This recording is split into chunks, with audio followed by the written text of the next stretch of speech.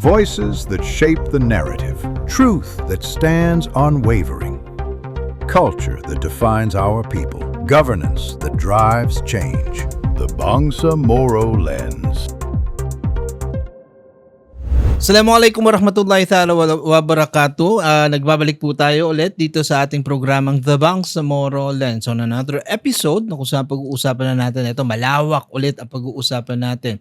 Marami tayong pag-uusapan about the academe, about federalism, or anything na kumbaga pwedeng kasi ang lawak ng sakop ng ating guest for this episode. Ako po yung lingkod, Nords Maguindanao. Ako po si Attorney Alex Sabaton at Nords na banggit mo kanina na actually we are now on the season 2. Yes, At season dun po 2. sa season 2 ng ating The Bangsamoro Lens, dito natin bibigyan ng mas malaking perspektibo pagdating doon sa usaping national policy, Yes. political as well. At hindi lang yan, katatapos lang din po nung State of the Nation Address ng ating Pangulo. Nitong last Monday lang po nung July 27, 2026. At maraming mga policy statement actually na binitiwan ng ating Presidente ron. At ang maganda rito, yung makakasama po natin dito is one of the foremost Philippines political scientist. No? Hindi lang yan, academe, he spent yung kanyang decades of career in the academe, Yes. researcher, policy analyst. Lahat yan, nandyan yan. Kaya sabi ko, ang lawak ng hindi cover lang natin ito, ngayon. Hindi lang po ito nagtapos dito sa ating former president of the Mindanao State University. At hindi lang ito, sabi nga nila, hindi lang pang local, pang global because he spent much of his career, yung education sa abroad. I believe University of Hawaii. No, but basically, bibigyan natin ng anyo kung paano nagkakaroon ng tinatawag na interplay or how does a national policy impact a certain policy working Yes. ng ating the Bangsamoro people, specifically yung ating farm. And at least we are fortunate enough that today we will be discussing political polarization, democratization, anti-political dynasty, even yung issue ng West Philippine Sea. Oh, yes. So without further much ado, let us introduce our guest for today, no less than Dr. Makapadu Abaton Muslim. Sir? Yes. Thank you, RD Alex, and Nords. our younger brother, Nords Maguindanao, for this golden opportunity to be a part of this program. You know, I've been teaching political science and public administration for the last more than 40 years. Wow. And recently, I am completing the writing of my next book. The title is Political Engineering and Constitutional Design for Good Governance in the Philippines. And it's my own way also of contributing. It will be a terrible way of wasting what we have if we limit, the scope of our learning, teaching, sharing. I have to go outside of the academe, outside of the classrooms, and share my studies, my research, my own reading of contemporary political issues at the national and regional and local level. So I am more presently I'm more interested addressing the urgency of some politico-constitutional reforms to address the contemporary crisis. Sabi ng isang mga political, we have a crisis accruing from a lot of socio-political economic phenomena, problems. And these are, for example, the twin problems of poverty and corruption in the Philippines. I recall the time when I attended an international conference in UP Diliman after the lecture of former UP President Dr. Jose Abueva. One American delegate who was a graduate of Doctor of Public Ad in UP Diliman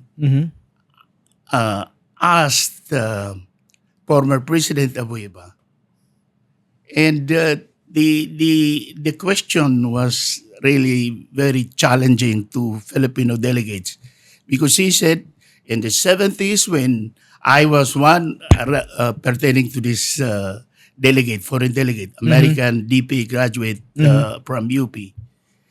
She said, when I was a student in UP Diliman, we were discussing these problems of poverty, unemployment, etc., etc. It's already more than 3 decades. And still She we're said, discussing. this conference was about 2 decades ago. Oh. She said, you are still discussing that problems. And it's already about half century Wow. that we continue to be confronting the same problems of poverty, unemployment all over. But it's very hard to accept. If we have to address these twin problems of poverty and corruption, take note that these Poverty are and corruption. Yes. Okay. These are systemic problems. And systemic problems require systemic solutions, systemic and systematic solutions. Systemic Well, and systematic. yes, because you cannot just lump in your presentation as an academician, for example, when I lecture, you cannot just lump poverty, corruption, and inequitable distribution of wealth as if in one rubric. Because if you have to do what I adapted an approach, backward mapping. Okay, problem of poverty. Poverty, what do you mean by poverty? Not enough food on the table. Yes. Family cannot afford the basic health and educational needs of the family.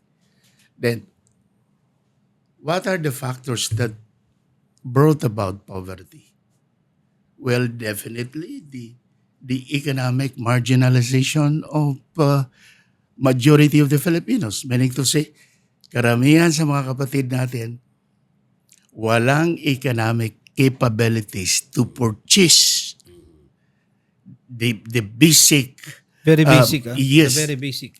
materials, needs that they have. Now, paano nangyari yun? May kalakip yun na problema. If Philippines is rich in terms of natural resources and including human resources, why the continuing poverty for the last several decades? Kasi isang bantayan natin dito, yung mga economic indicators, gross national income, GDP per capita, they are important for purposes of making some preliminary assessments, but I mean, they are not enough. They are not enough. I mean, for us to come up with more definitive assessments, conclusions. So, the reason why many of the Filipinos, majority of the Filipinos, continue to have serious deficit in terms of financial capacity, capabilities for their, kung diretsuin mo, mababa ang kanilang purchasing power. Saan pala napupunta yung economic pie ng buong Pilipinas? Kung titingnan mo, latest data, gross national income of the Philippines, top 1% of the population, cornering 17% Mhm. of the national wealth, of the national income. Top 1%, 17%. If you increase the 1% to include other rich members of the Filipino population, Aha. top 10%, top 10% cornering practically 69% of the national income. Top 10%. While the lower 50%, the Okay. great majority of the population are left with just 14% of the gross national income. So, yung Gini coefficient ng Pilipinas is, yung latest, I think, is 0.39. Meaning to say, ang Pilipinas ay isa sa mga highly unequal country sa buong mundo. Pero Ang plus Pilipinas. ganito, no? Okay. Para lang medyo yung thoughts hindi masyadong lumalagpas kasi maganda yung mga binibitiwan mong statement. This is one way of relaying it into a more of an academic and at the same time at the layman's term, no?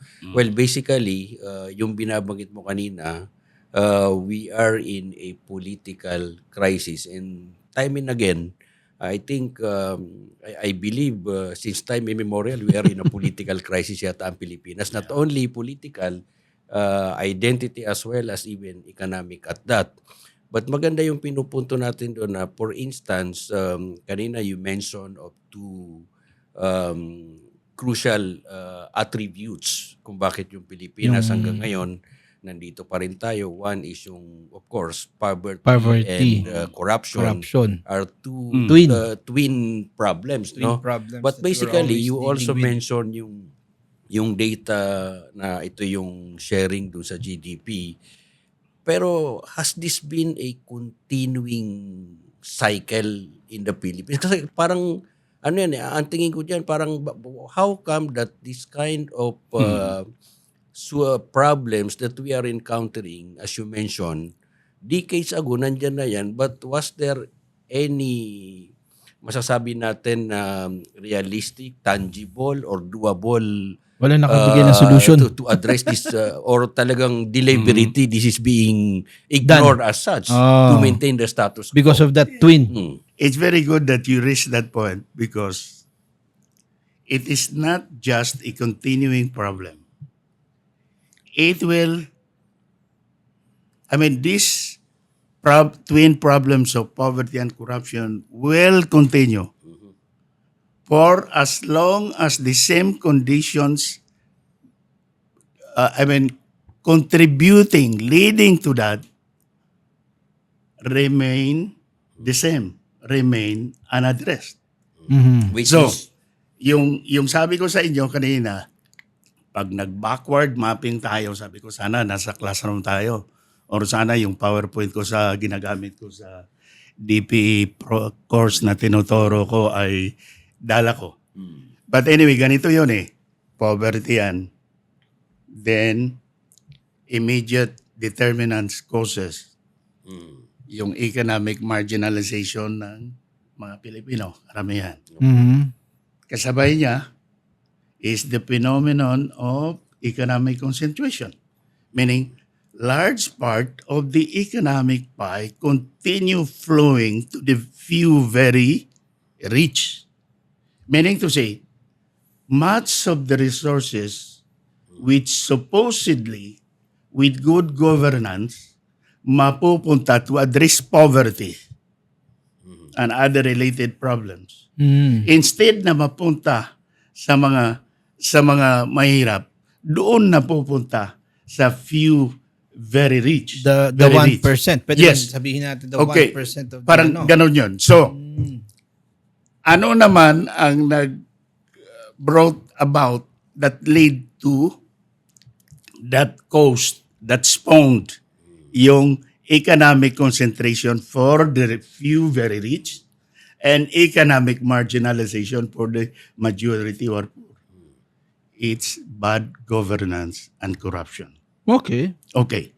So, tama pag sinabi mo, poverty, corruption, economic inequality are real problems in development administration in the country. But pag in-address mo, kasi sa academe tayo, when we analyze, we always insist that we come up with an analytical framework. Mm. So, makikita mo ako sa study room ko, marami akong mga diagrams. Poverty, It's all about numbers din poverty, pala. immediate causes, economic concentration for the poor, the majority, for the few very rich, economic marginalization for the majority who are poor. Now, ano naman ang immediate determinants of the two?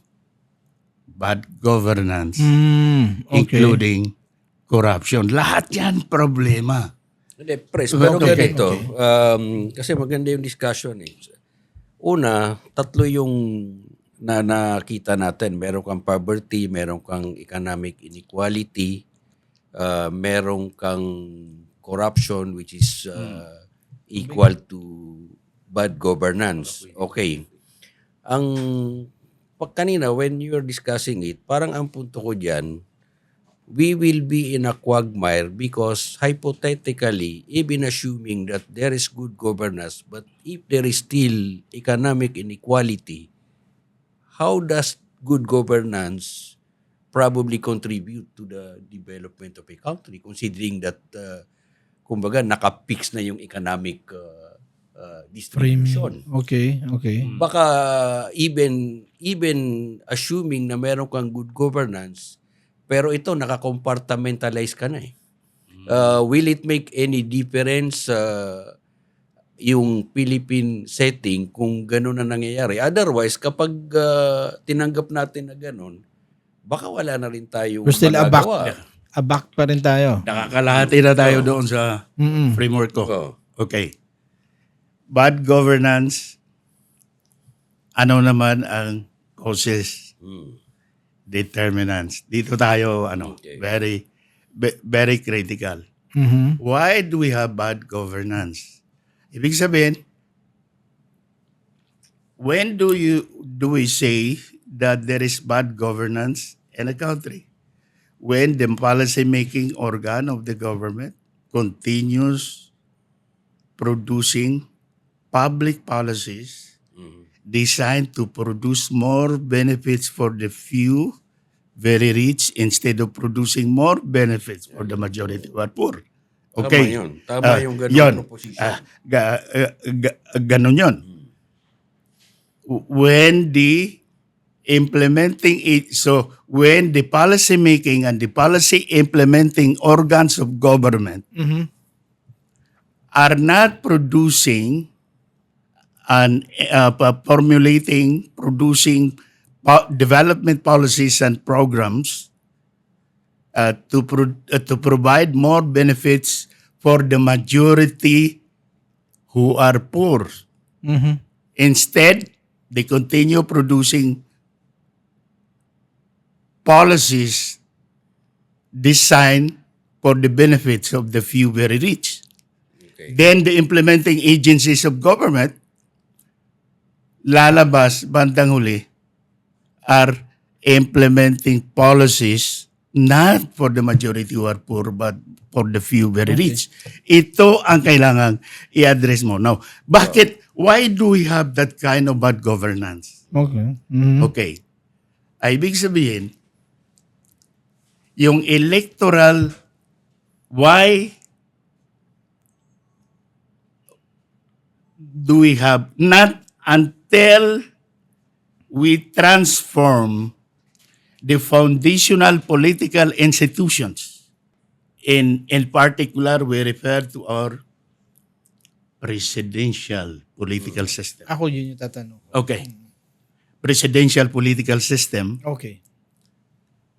our unitary political system. Yun. Okay. Mhm. Yung ating electoral system na reductionist, Meaning to say, yung parang there are 100,000 population in a particular district. Okay. They elect one representative. You assume that anything that the representative does or deliver is for the good of the 100,000, the 99,000 plus. Then, okay.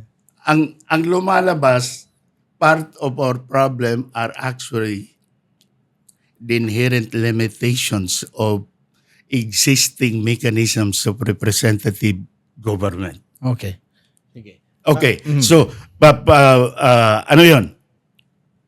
Meaning to say, our electoral system, instead of supplying us with many good leaders, they continue supplying us with many bad leaders. Now, bakit ganon?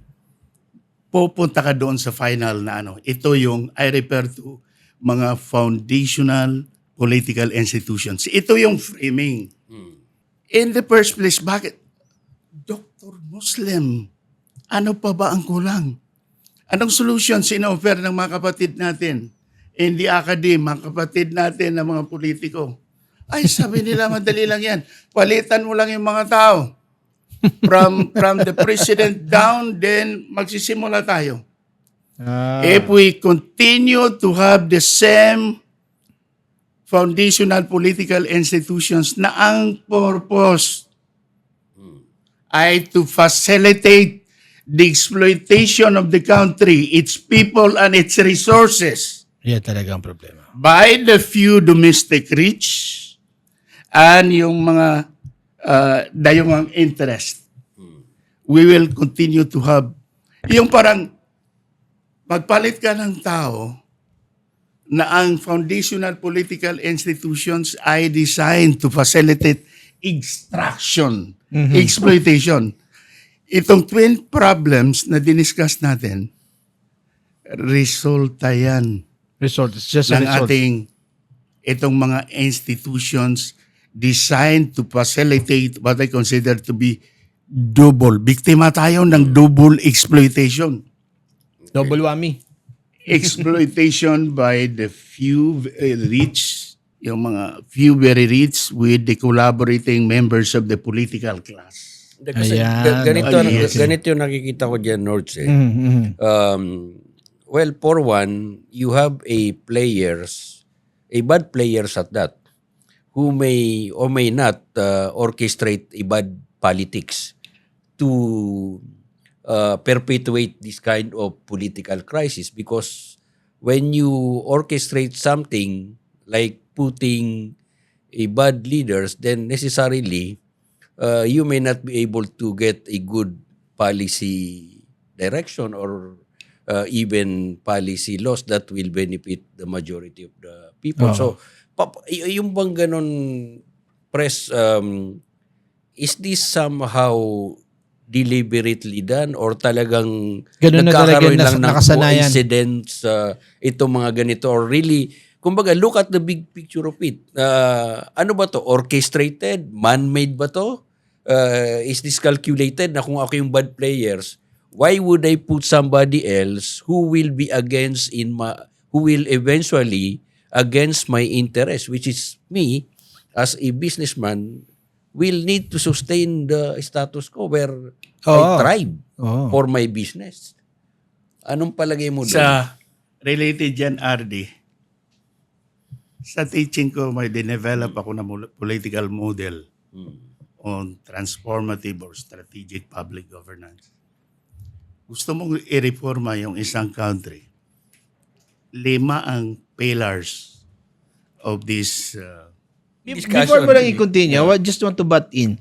Kasi, I want to start with that time na sinabi mo that if you would like put it on a perspective of governance, yung governance. That there was one time before that we in Southeast Asia as Philippines recognized as the Tiger of Asia. During those times, we have the in the part of Southeast Asia, we have the very modern ng pagtingin natin with the light rail transit, which is we are one of the first. We are one of the first who are bidding for having the nuclear. We are one of the first of having yung employment laws na magaganda, no? But during those times also, there's an intervention of that governance na wala lahat yon. And then, those who are learning from us, Malaysia, Indonesia, Vietnam, Laos, lahat ng mga areas in the Southeast Asia, learned from us. Actually, sabi nila yung bigas, di ba? They learned from us on how to cultivate the rice.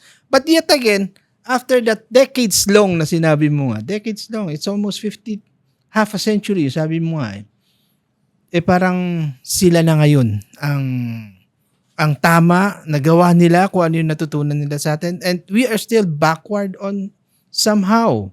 Na, teka, is that now, my question is that bad governance?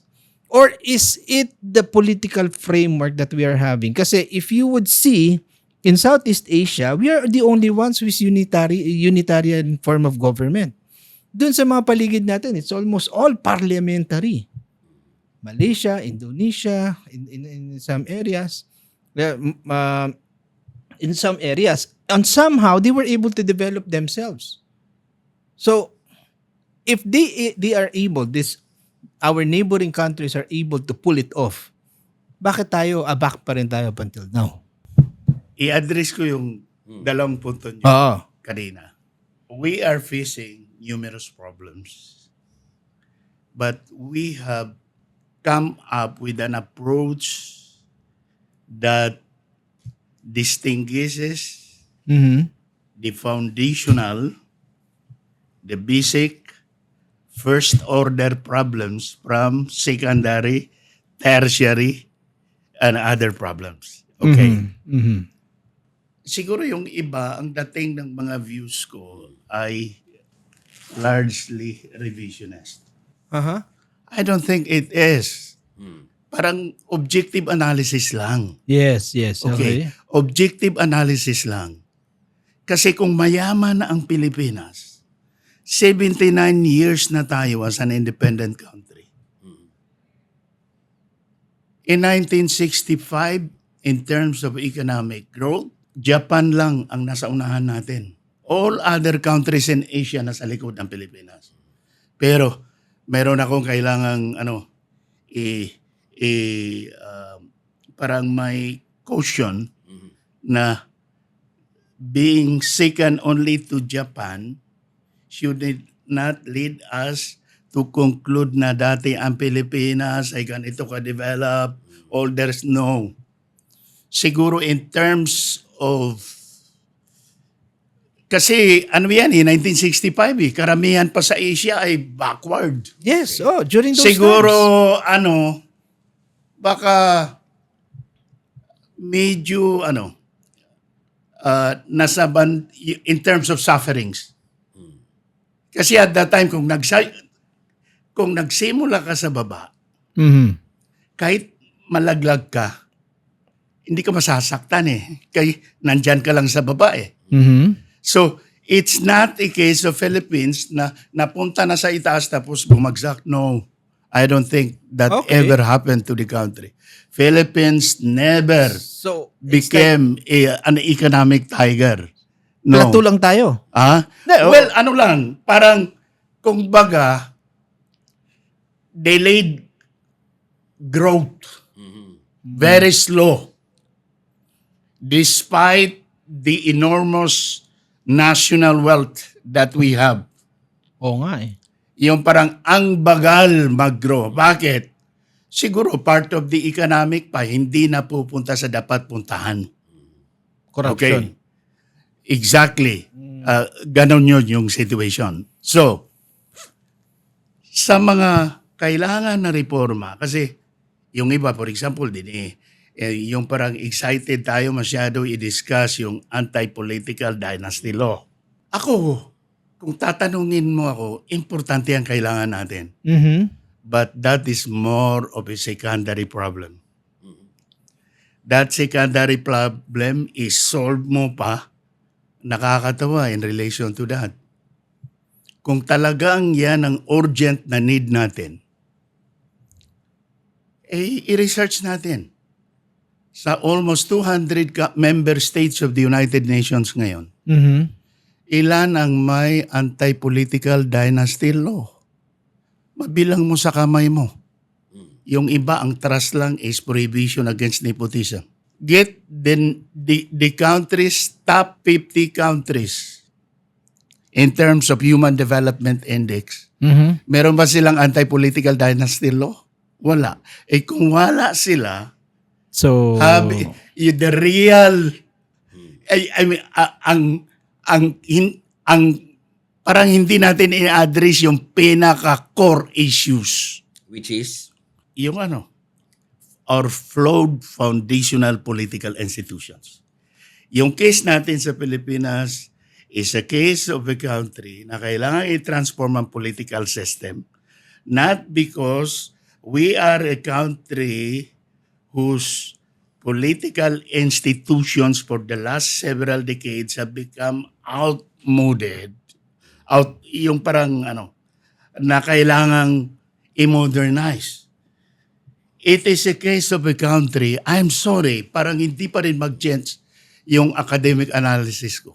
oo nga eh. It is a case of a country that started wrong.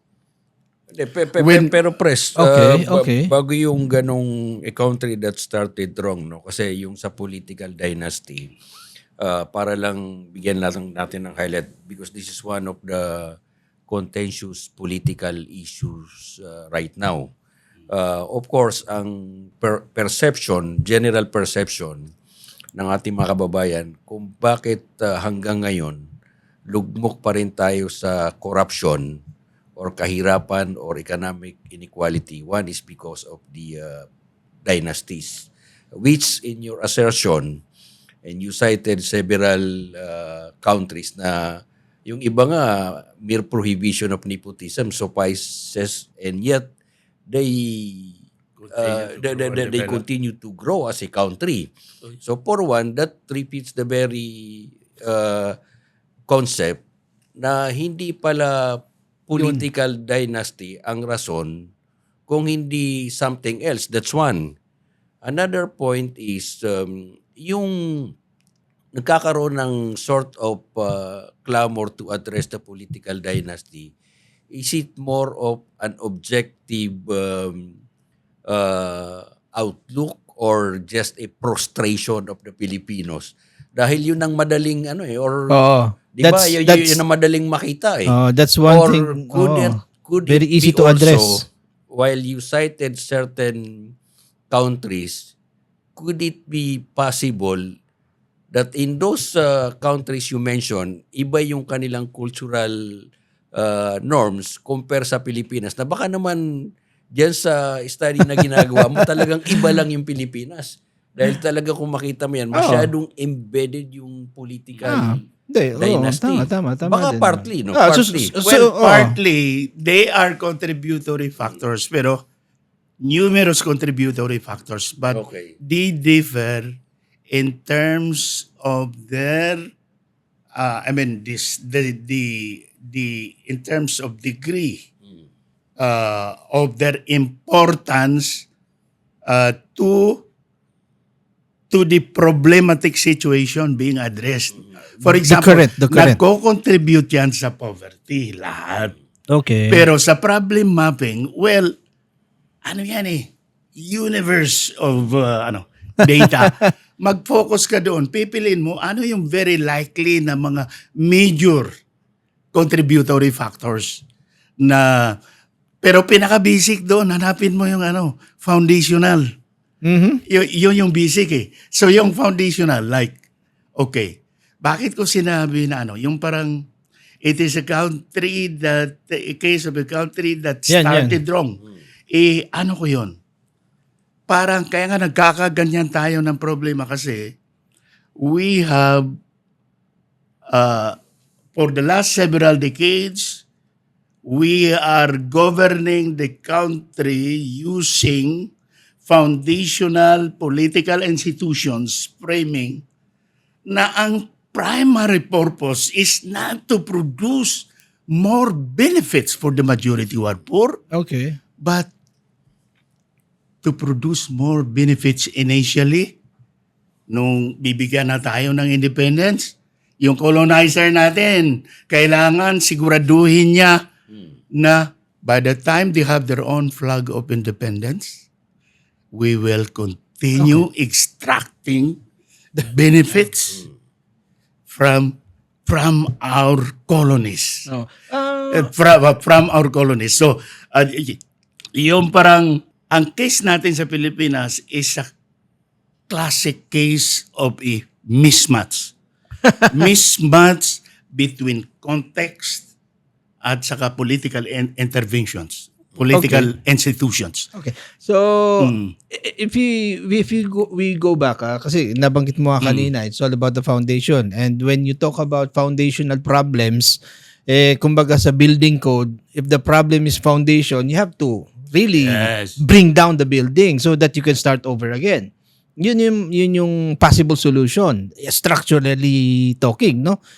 Now, doon sa comparative with other, kasi I really just want to compare it with other neighboring state. Kasi andun ako always nakaya nila, bakit tayo hindi? And now we're talking about what are the dynamics of our country that other countries has already existing values, traditions, and all of that governance, that they were able to do it. They were able to pull it off.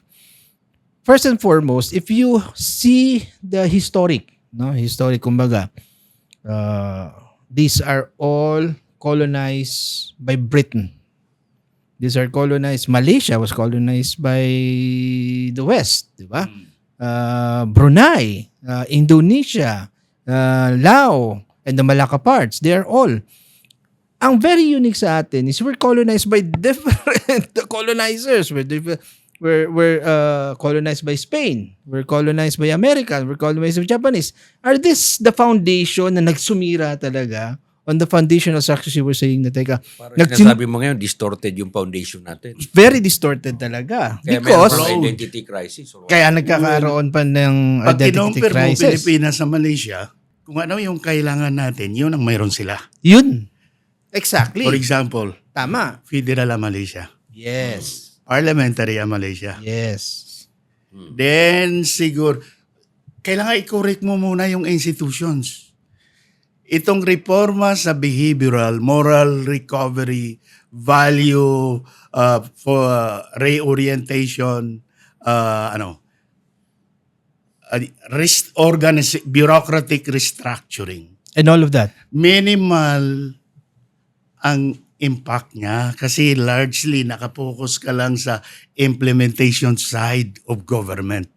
Parang inassume mo na that the country is that the policy-making organs of the government continue formulating public policies and development programs designed to produce more. Kung batas Designed lang. to produce more for the poor. Oo. You cannot assume that because if you have foundational political institutions like yung unitary political system is a political control device superimposed to Tama. former colonies Tama. to enable the I like colonizers that. Superimposed. to enable the colonizers to continue extracting resources, benefits That's in from in a their way. colonies despite their having secured their own independence. Yung namamayagpag yung parang, dati. ito na yung we are in a period na pwede mong i-classify na independent na nga tayo. Meron tayong sariling gobyerno, national down to local. Pero parang dominated pa rin tayo. Yes. That our In many ways. resources, the resources of the country, the resources, yung parang kung ano yung mga assets natin which could be utilized with good governance and which could be utilized to address yung mga urgent problems sa development natin, poverty, etc., etc. But good governance can only flow from right foundational political institutions. So, So nagka-mismatch tayo kasi archipelagic ang Pilipinas. I was about to say that. Yung Culturally geopolitics. diverse ang Pilipinas. Economically divided. Yung dynamics between Imperial Manila in relation to peripheral parts of the country.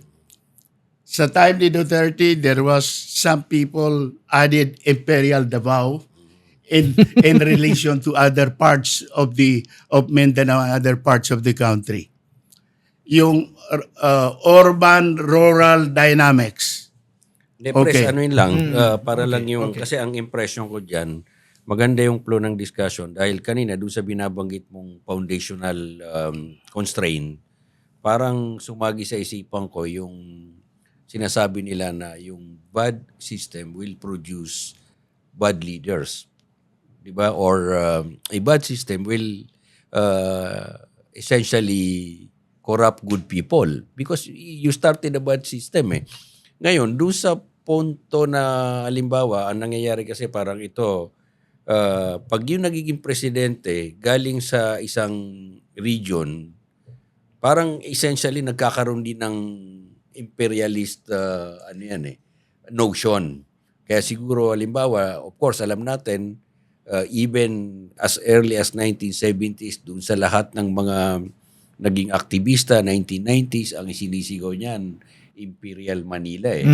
But pero ang nakikita natin, every now and then na nagkakaroon ng presidential election at nag-iiba yung regional dimension. Of course, nung panahon ni dating Pangulong Duterte, it's Davao. Nung panahon before Duterte was Pinoy. Of course, yung Tarlac. Di ba? And then so on and so forth. Nung panahon naman ni Dora, it was Pampanga. So, doon sa ganong klaseng dynamics,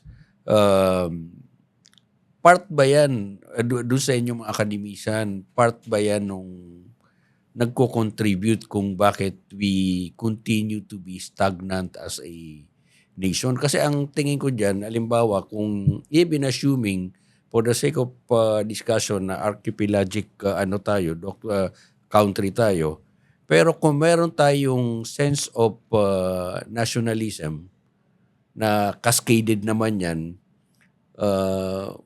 palagay ko baka pwede ring that will change the culture of the Filipino eventually. Pero yung, like for example, in Singapore, alam naman natin na Singapore was initially part of Malaysia. Si Lee Kuan Yew, yung kanyang documentary film na ginawa, talagang kasi napilitan silang pinaalis yata sila ng at the time pinaalis sila ng Malaysia eh. Tinanggal so, sila. at the time, hindi nila alam kung saan pupulutin ng Singapore. But ang isang ginawa niyang one of the virtues or program na unang ginawa niya is to instill nationalism dun sa mga Singaporeans. And they're not even nationals of Singapore. Oh, di ba? So ano Because they are nangyari ito yung three race, sabi nila. Yes. This is the three race country. The Malay, the Indians, and the Chinese. So doon pa rin papasok yung sense of nationalism siguro ang pinaka-importante pa rin doon to catapult a country or a nation like that to change. Well, unfortunately sa Pilipinas, alam natin na kumbaga, especially now, napaka-toxic na ng politika sa Pilipinas. And this is one way of yung current status ngayon, Press, ano bang impression mo? Does it strengthen yung ating institutional, yung mga institutions natin or that weakens our democratic institution? Itong current na mga nangyayari ngayon sa Pilipinas, we have impeachment, we have too much political corruption. polarization, we have yun, yung political issue of polarization. corruption, unabated corruption. It has always been that. So, in pa, kung titingnan mo, yung trust versus parang nagkakaroon na ng trust issue yung ating mga kababayan. So, itong mga ganito, does it weaken yung ating mga political institution as well? Well, definitely mag-affect yan sa normal operation of the government. Mhm. But these are just parang operating challenges. Kaya nga sabi ng mga ibang mga kapatid natin na they refer to our contemporary situation to be a poly-crisis. A crisis embodying a lot of mga problematic conditions. Economic, political, social, ethnic, religious. But maghanap ka ng solution. Sabi ko, solving systemic problems require systemic and systematic solutions. Yes. Hindi yung parang ituturing mo yung problem of economic inequality or phenomenon of economic concentration at saka poverty at saka corruption na ano mo muna yung parang ilagay natin dyan yung these are likely big factors contributing to this. Pero i-arrange natin sila. Which come first? Which of the problems are consequential, interrelated? Which come first? Which follow later? Kasi ang inaano ko, yung sabi ko, gusto kong i-clarify ito kasi political science pa naman ang field ko, public administration. Baka sabihin nila, hindi ako naniniwala na kailangan yung anti-political dynasty law. Kailangan yan. Okay. Pero I do not like na just because we are doing that, assuming we will come up with a good anti-political dynasty law that will eradicate the problems of poverty in the country at saka yung corruption in the country. No. Makakontribute yan to downgrade the intensity of these problems. Pero ang gusto kasi natin long term, pang mata. Baka pwede yung parang bakit kailangan i-prioritize natin yung institutions? Ito yung isang bagay na kailangan kong i-clarify. Ano pala yung ginagawa sa mga government departments?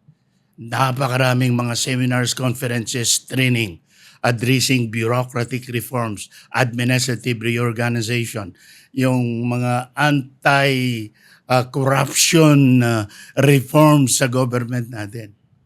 Ang ina-address kasi natin, ito yung parang the implementation side of government or output side of public governance. Doon ka lang nag-ano. Okay. Na parang itong output na lumabas, depende sa inputs. At saka itong mga in-input mo, nakadepende ito sa framing institutions. So, salamat at may mga anti-corruption reforma na sa executive branch of the government. Okay. But hanggat hindi mo i-address yung pinaka foundational problems itong mga institutions Sabi ng isang prominent na scholar, pag nag-combine yung dalawa, Wala na. huge territory at saka cultural diversity, ang appropriate na sistema dyan ay federalism. I was about to ask Okay. that. Federalism. Okay. Oo. Yun sana yung tatanong X ko. tayo doon. Okay. Pilipinas, 7,641 islands. Mhm. Over 180 ethno-linguistic groups. Grabe yung diversity. yung mga fault lines. Okay. Okay, i-address mo yan. Pero, ano ba? Ano ang kailangan gawin? kung tatanungin mo ako, kasi binibigay ko ito na question madalas sa examination ng mga estudyante ko sa doctoral. Sige, try namin sagutin. Okay. Discuss the public governance implications of the archipelagic nature of the country and the ethno-cultural diversity of the country. So anong ibig sabihin ng good governance? Siguro, tanungin mo ako, what could be one simple operational definition of good governance? Delivering the right public goods and services to the right people at the right time. But bakit nagmamatter ito? Archipelago ang Pilipinas. Delivering the right public goods and services to the right people sa 7,641 islands, comprising or consisting of at least 183 ethno-linguistic groups. You have to bring the government closer to them. And means yung parang kailangan bakit nagkakaroon ng continuing problems, parang hindi ma-resolve yung poverty at saka bakit ganun kabad ang governance? So, Pres, ganito yan. Ang tingin ko doon, of course, we have the issue of charter change. Well, basically, charter change will not be the answer even assuming that we can have a constitutional change. Convention, But on specific points, ang nababasa natin, may mga sinasabi silang one of the requirements that need to be addressed is yung economic or restrictive provision ng ating constitution. So pag tiningnan mo yung archipelagic nature ng ating country plus all those more than 180 linguistic tribe, parang napakalawak nung diversity. And basically, yung diversity na yun can be translated into so much disconnect in so far as in ensuring the delivery of services timely and rightly, yung binabanggit mo as a definition of good governance. Ngayon, ang tinitingnan natin doon, kung magkakaroon man ng charter change at hindi rin tayo magkakaroon ng shift from form of government from a presidential to parliamentary or federal, would you think na kung you will amend the Constitution on specific provisions lang, we will still be inheriting the same problem? Exactly. Yun yung punto ko kanina. Systemic problems require systemic and systematic solutions. Okay. Kung mag-charter change tayo, tapos mag-focus lang sa unitary to federal lang. Or mag-focus lang from president. That will help but not enough to eradicate kasi gusto na natin, mayaman ang Pilipinas. Gusto na natin i-ex yung poverty at saka corruption. Pero kung mag-focus ka lang doon, pwede mong ma-reduce. Kung federal, well, magkaroon ng improvement. Hindi mawala yon. Okay. Okay. Mag-step from presidential to parliamentary alone, necessary pero still not enough. Like step to both, still not enough. Still not enough. Kailangan tingnan mo yung kalakip. Hindi tayo mangungupya dito. Yan ang isang mali asyon sa literature on development administration worldwide. Yung blind imitation of Western technologies. Okay. So, Imagine nyo, well, yan ang isang kinopya natin, Constitution. yung parang nangopya tayo. But yung dapat kasi bago ka mag-decide kung ano yung mga political institutions na i-adapt ng isang bansa, tingnan mo yung domestic context. Dapat kasi magkaroon ng strong connection. yung context, the obtaining context, contextual variables should determine the kind of institutions that the country should have. Okay. So, shift from unitary to federal. Pero gusto kong linawin yun. Meron pang paraan. Ideally, kaya nga dito ko isingit yung sa BARM. Bakit kailangan mas-successful yung BARM experiment? Ang description ko sa BARM experience natin, it is a case of a success story in progress.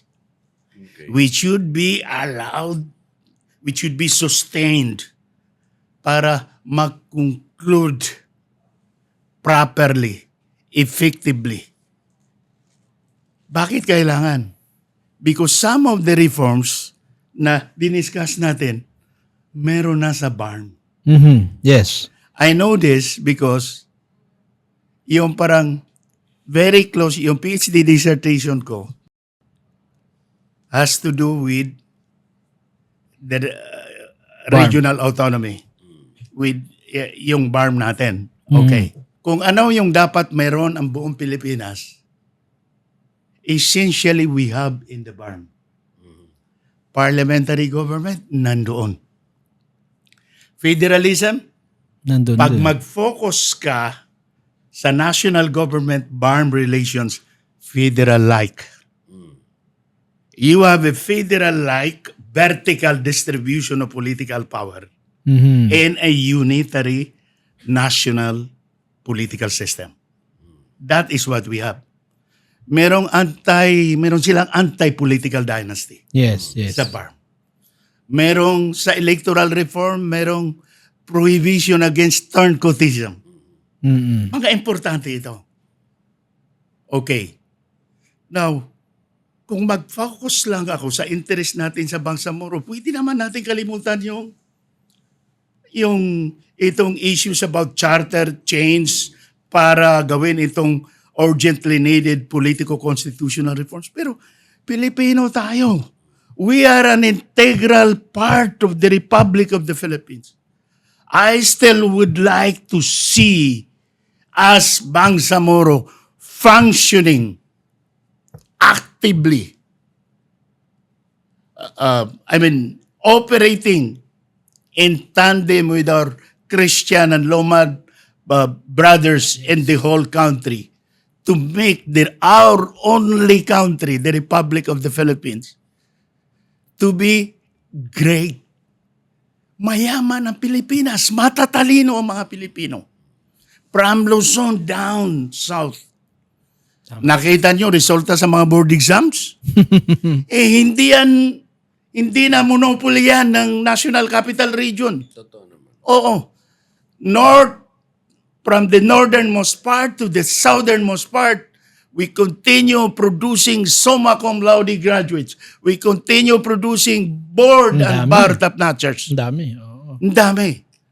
So mayaman ang Pilipinas, pagtulong-tulungan natin.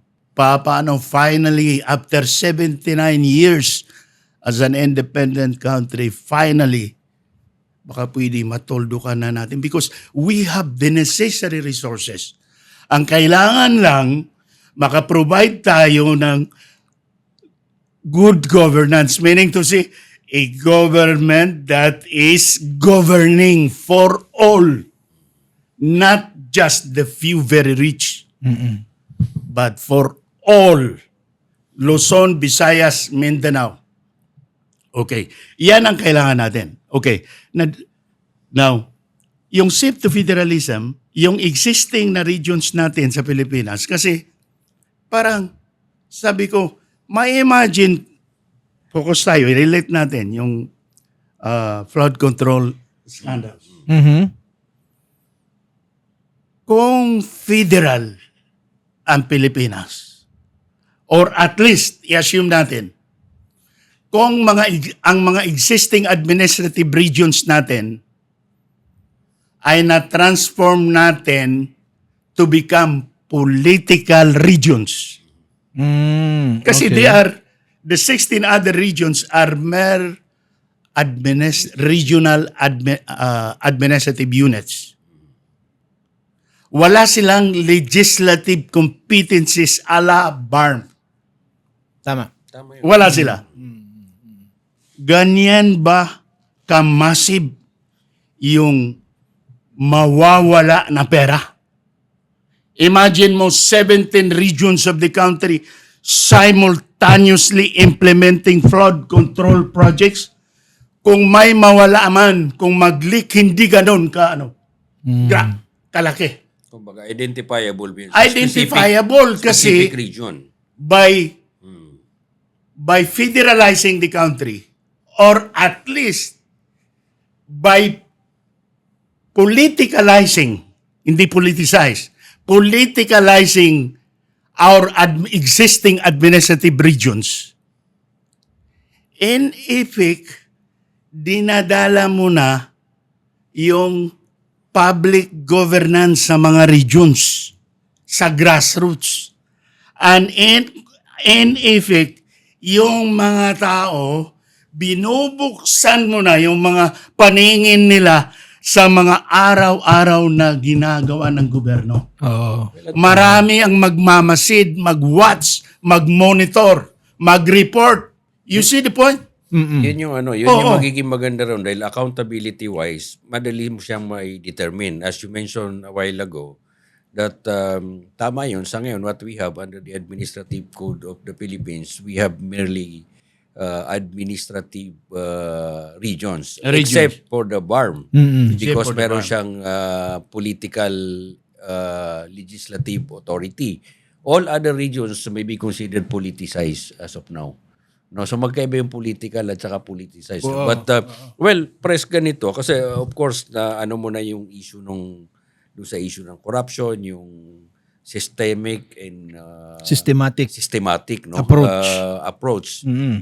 Napakalawak na rin nung ating diskusyon pagdating doon sa from presidential to Parliamentary. federalism. Oo. Pero in your analysis ba, ano yung something that may be tangible? Kasi you mentioned also yung nexus nung bansa dapat na instead of nangungopia ka, kasi minsan na sinasabi natin dyan, ang magandang diplomatic way of term na ginagamit natin sa nangungopia is yung benchmarking.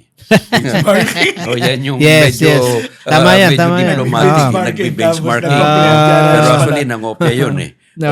Pinaganda lang para hindi masyadong halata. But essentially, kasi dito, parang ang nakikita natin, for us to be able to probably grow as a nation, sinasabi nga namin yung mga pag may mga discussion, what we need is total reset. That's one. Pero doon sa as far as academic discussion and as far as political discussion, of course sa klase ng sitwasyon ngayon, talagang dito mo kailangan yung we need to reinvent the wheel, so to speak. And as a political, of course, scientist and also as public administration advocate, sa ngayon, ano yung pinaka-ideal sa atin? Kasi nawala na rin yung charter kumbaga, choice. let's address the elephant in the room. Oh. Pag ginamit mo yon yung the elephant in the room, maano ko yung isang political post ko sa Facebook na ang elephant in the room, yung ating scandalizingly expensive election under our presidential system of government. Okay. Pabuti yun na naano mo kasi na-remind yung parang lahat yan contributing. Pero i-identify natin ano yung pinaka monumental, ang contribution. Meaning to say, pag in-address mo, multiple ang positive effects niya sa mga problems na kailangang i-address. Okay. Tapos na tayo doon sa federal. Although, gusto kong i-emphasize na kung ano kasi yan graduated yan na response.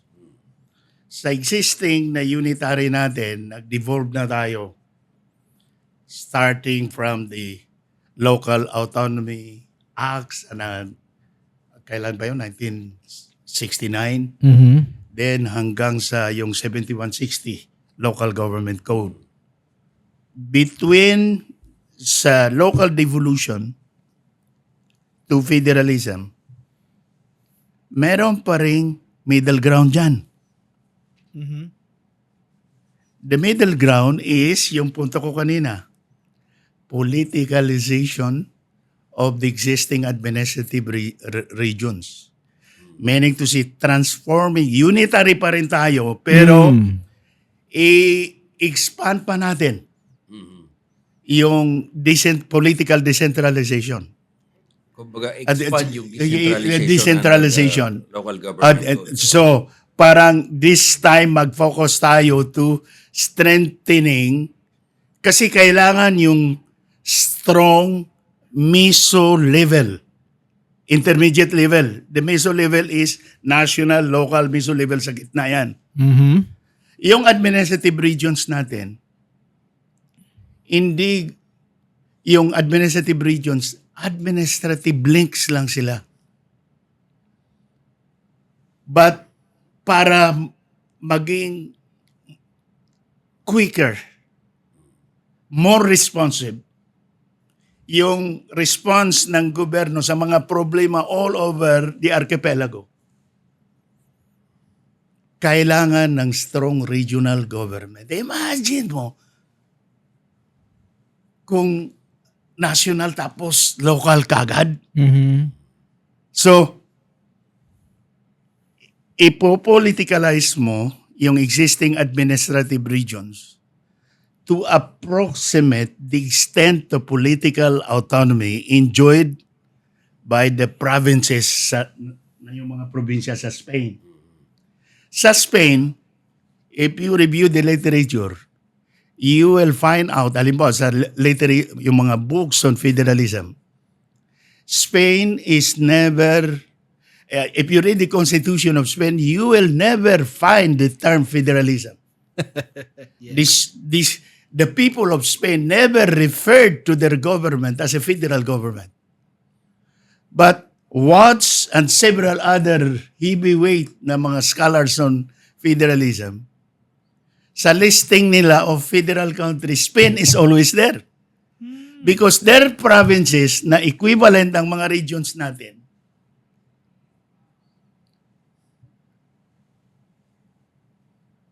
enjoy enormous powers of self-rule. Sa isang archipelagic country na ethno-culturally diverse, bubuo ka ng gobyerno, dalawang categories of powers ang ibabalance mo. Powers of self-rule, yun yung to empower the region to address the peculiar requirements of their ethno-cultural or regional otherness.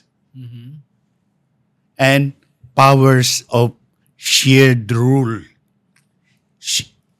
as part of the national government. Parte pa rin ng national government. So, self-rule at saka shared rule yun. Ang nakita ko dyan, Pres, based dun sa discussion mo na it need not be labeled yung isang region, either federal or parliamentary, so long as it will exercise enormous political and administrative powers. And autonomy. that will do. Because, as you mentioned, kumbaga, level itself alone does not make one an autonomous or not. No? So, ibig sabihin yan, kung gano'n yung mangyayari dyan, dahil sabi mo nga, yung nexus natin, archipelagic doctrine, we have already started devolution of powers from the national to the local government through the Local Government Code of 1991. Probably, ang mangyayari lang dyan, magre-restructure tayo kasi ngayon, yung local government code, political as well as administrative, exercised merely by the province and the cities and the municipalities, but not at a regional level.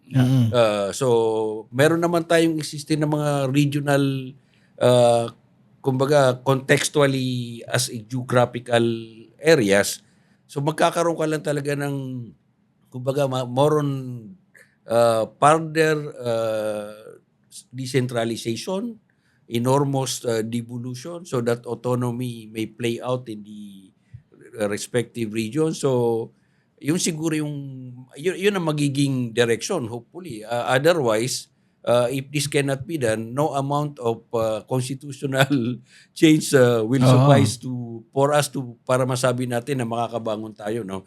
But anyway, Tama. Lords, no, talagang ito, kailangan natin ng mga series of episodes. Kailangan for us madagdagan to. Continually Oh.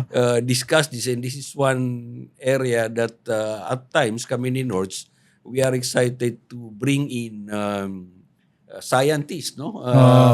Political scientists, academician, legal and constitutional experts to help us out and help at least yung mga kababayan natin na Maintindihan nila. Kumbaga, masasabi natin platform that somehow contribute something to their daily life, no? So, dahil napaka na natin, probably sabi nga ni Pres, no, eventually we need to invite him again. For a more focused discussion. But nakita po natin yung lalim nung how a certain policy will affect not only at the national level but even at the local itself. But pero very, very important item. Yung mga reforma na sinabi ko, pwede natin yan, parang may stratification system eh. Sa listing ko sa reforma, kasi yung political engineering kasi, nireview ko yung Asia-Pacific experience. Mga countries in the Asia-Pacific. Yeah. Sa literature on political engineering, 4 pillars ang i-address dyan. First is yung vertical distribution of political power. Pag sinabi vertical, ang discussion dyan, issue of unitary at saka federal. Ano ba tayo ngayon? Oh. Horizontal? Hindi. Sa Pilipinas ngayon, Vertically unitary tayo. Okay. Pangalawa, natitingnan mo yung horizontal distribution of political power. By horizontal, we refer to the relationship between the executive and the legislative branches. What we have is the presidential system of government with separation of powers, with checks and balances. Now, sa totoo lang, With all of that lahat imposed. ito importante. Kaya nga eh. But sa listing ko, sa literature kasi, pinapauna nila yung unitary federal. Then sunod yung presidential parliamentary. Sa listing ko, pinauna ko sa case ng Pilipinas. Okay. Ibig sabihin, kung there is no way that we can come up with a comprehensive package, at least yung pinaka-core na nagko-contribute to a lot of problems, yung diniscuss natin, yung ating presidential system of government. Yung ating presidential system of government, ano yung pinaka-problematic dimension? Okay. Sa mga ibang countries, kung titingnan mo, karamihan sa countries sa mundo, parliamentary. Yes. Pero hindi mo pwedeng hanapin yan sa case ng unitary federal. Kasi yung sa federal system, naka-tailor yan sa mga countries na huge ang territory, ethno-culturally diverse. Unlike yung presidential parliamentary, yung parliamentary kasi pwede sa mga huge, middle-sized, or small-sized na mga countries. So tama lang na only about 40 countries ang federal. Okay. Tapos the great majority of countries sa mundo ay parliamentary. Yes. Okay. Now, bakit napaka-urgent sa akin yung SEF2 the presidential system. What is spawning a lot of public governance problem, poverty, corruption, economic inequality. Yung ating election sa presidential system. Mhm. Sa election natin sa presidential system, direct election nationwide Mhm. for candidates for president, for vice president, at saka senators. Okay. Because of that, sa case ng Pilipinas, sa ibang countries, baka hindi masyado urgent. Pero sa atin, compelling ang urgency na gawin yan. Because itong election na ito, yung parang ang estimate, to run for president, you need at least 2 billion. Yes, of course. The machinery. According to one estimate. Oo. Liit pa yung 2 billion. Oo. To run for vice president, siguro mga 1 billion, let's say. Okay. For senator, kailangan mo ng at least 500 million. I'm very sorry for saying this. Alam ko maraming manonood din dito eventually. Meron bang pamilya nag-decide, okay, you run for senator? Tapos from their own resources, Kinuha kuha doon. tayo ng 500 million. Palitin mo pa, let's say 200. In-invest mo sa candidacy ng isang member of the family, tapos lila. Bahala ng Allah mag-reward sa atin. I don't think there is any. Meaning to say, now, kung yan ang sistema ng gobyerno, meron bang kumakandidato for certain positions, president, vice president, senator, and other positions, na walang interest na manalo? For these positions na yung kailangan ng kampanya nationwide, kailangan kang mag-source ng malaking pondo. And kung mag-source ka ng malaking pondo, saan mo kukunin yan? Okay, for administration candidates. Bakit sinabi ng isang kapatid natin na congressman sa Mindanao, the 2025 national budget is the most corrupt budget in the history of the Philippines? I'm sorry for saying this. It is the most corrupt, it's because of the May 2025 election. Because of the May 2025 elections. More than 10 years ago, nag-decide ang Congress declaring unconstitutional, illegal yung pork barrel. But every year may pork barrel. Hindi lang pork barrel ang tawag.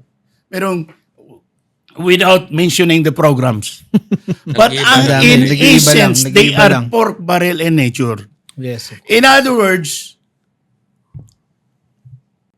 bakit ko ginamit yung scandalizingly expensive election na sabi ko sa crisis natin na hinaharap natin ngayon, that is the elephant in the room. Alam natin yon ang problema. Because this scandalizingly expensive election in the Philippines is kleptocratizing. Yes. I must admit, a good course. number of our politicians are good, honest. But kung yan ang sistema, kakandidato ka ba, wala kang interest manalo? So you have to source the required funds from all sources. Sa literature on corruption, there are 3 types of corruption. First type of corruption, need-based. Trabahante sa isang opisina, hindi na ako mag-mention ng hypothetical office. Nagkasakit yung anak, kailangan ng gamot sa diarrhea. May collection, maliit, naghiram ng 1,000. Hoping na maghiram ng pera, ibabalik niya. nakas audit, nakasuhan, dismissed. Need-based corruption. Pangalawa, grade-based corruption. Yung Gusto lang. walang hangganan na desire for luxuries. Yes, yes. Okay. Pangatlo, ito ang related sa natin. Serious. Ito yung politics-induced corruption. Election-induced corruption. Kailangan maghanap ng pera. Hindi ko kailangang i-detalye yan. Napapanood natin yan araw-araw. Yes. Itong scams na inimbestiga ngayon, hindi lang yan sa Marcos administration, sa present administration. Siguro baka mas malaki lang yung involved at mas maraming tao. Pero may mga similar na pangyayari in the past. Yes. So many. Okay. So, hanggat hindi mo i-address yan. So, now, because of itong election nationwide, direct, and an archipelago para manalo, usually ang campaign period is 3 months. Yeah, yeah. Okay. Pag sa national yata, umabot na ng 5? 5. Gawin mong 5. 7,641 islands. I-league work mo para makakuha ka kung candidate ka for national positions. I-league work mo, ang mapuntahan mo lang mga poblasyon ng mga probinsya. Yes, of course. So, hindi mo na ma-cover lahat. Hindi ka mananalo. Not even the major cities. Hindi ka not mananalo. even major cities yan. Bakit ka kumandidato kung wala kang interest manalo? Para manalo at magpasok ka kaagad sa utak ng karamihan ng mga butante sa Pilipinas. Archipelago, naging indispensable yung use of media. Ito yung tinatawag na mediatization or technologization of the electoral system, which is very, very expensive. In other words, kandidato ka for national position. Kung hindi ka magbili ng TV, yung ad spend, political ads sa television, Wala. hindi ka mananalo. Hindi ka makikilala. And mag-prepare ka because in connection dito sa sinusulat ko na libro, sa napakarami yung mga sources sa yung gaano ka-expensive, several hundred million. Several hundred million. So because of that, natural, yung parang 1 year to the election the following year, sisimula na dyan yung fund sourcing. Yes. Sisimula na dyan yung fund sourcing. So from all sources, I'm very sorry, pati yung efforts natin na parang i-solve natin yung problema sa droga, gambling. Kasi yung mga ibang kandidato nagpa-fund sourcing from all legal and illegal sources. So, kumukuha rin itong mga criminals ng kanilang mga padrino. So, no end. No end. Okay. No end.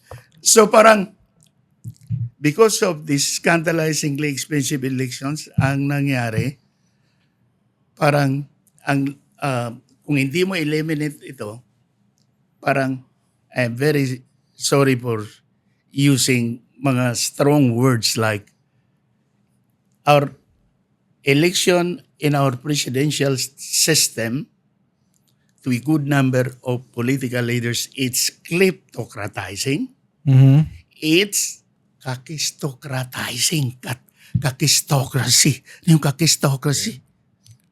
Sige, Nords. Ay. Well, anyway, Pardon me for medyo ano harsh- tayo dyan. But, harsh terms. well, necessarily, kung makita mo yan, tama yun. That's the elephant in the room. To address. the elephant in Obviously, the room. the scandalized expenses in the Oo. election, no? In a presidential form of government. But essentially, tulad ng ating nabanggit, napakaganda po nung naging discussion.